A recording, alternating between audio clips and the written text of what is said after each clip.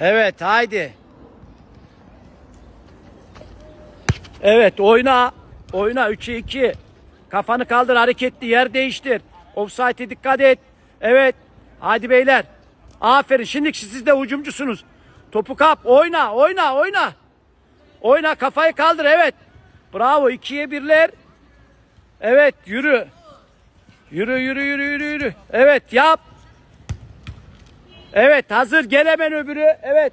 Oraya bir kişi. Cengiz hızlı. Cengiz. Hadi hızlı. Hazır. Evet gel Hakkı gel. Haydi seri. Evet. 3'e 2 oynuyoruz gel. Yap pas.